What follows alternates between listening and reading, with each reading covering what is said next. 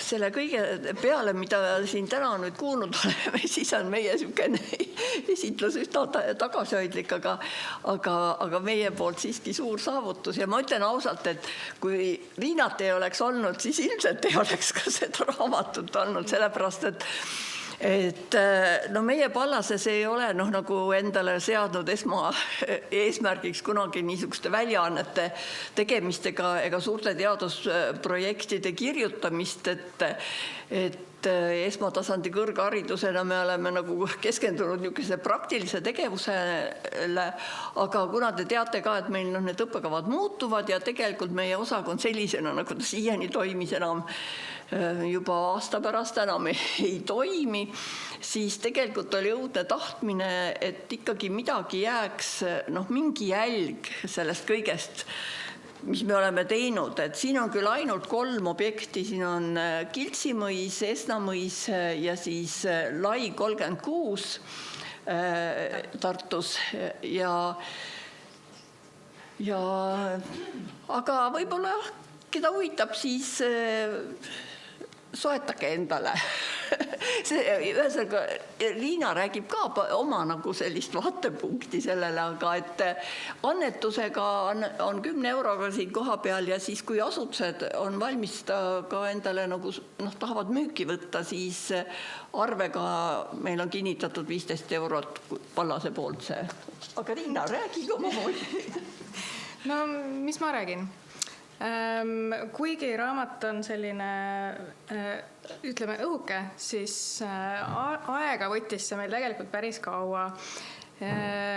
Suures osas nagu selle põhjendusega, et tudengitega koostöös on see raamat valminud, et see põhiline tekstisisend tuli tudengitelt.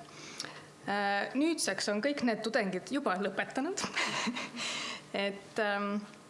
Et selles suhtes võttis aega, et minu ülesanne siis oli kõige rohkem selles plaanis, et need tudengitelt saadud tekstid siis kokku kirjutada selliseks, mis paistaks, et oleks nagu ühtsema stiiliga, et teatavasti tudengite kirjutamistase on väga erinev ja paraku nii on, eks ole.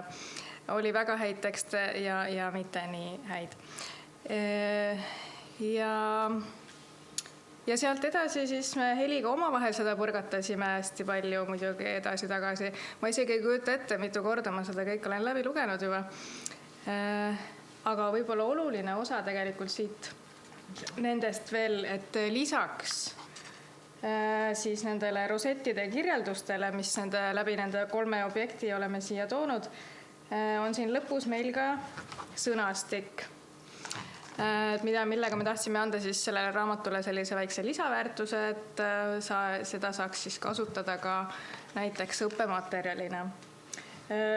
See sõnastik loomulikult ei pretendeeri mingisugusele lõplikkusele, et siin on kõik olemas, seda mitte. Et see on ikkagi aluseks on võetud need rosetid, mida me siin raamatus kirjeldame. Ja sellega me nägime päris palju vaeva. Ja siis üks tudeng veel tegi meile jooniseid. Et selles suhtes tore projekt, et sai palju tudengeid näha. Ma ei tea, kas ma oskan veel midagi öelda.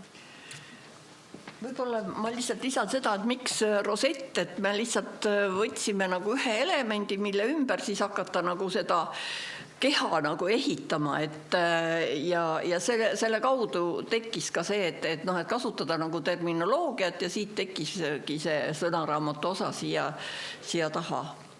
Aga tudengid, kes ei ole veel saanud seda raamatut ja kes osalesid projektis, siis nendele on see olemas.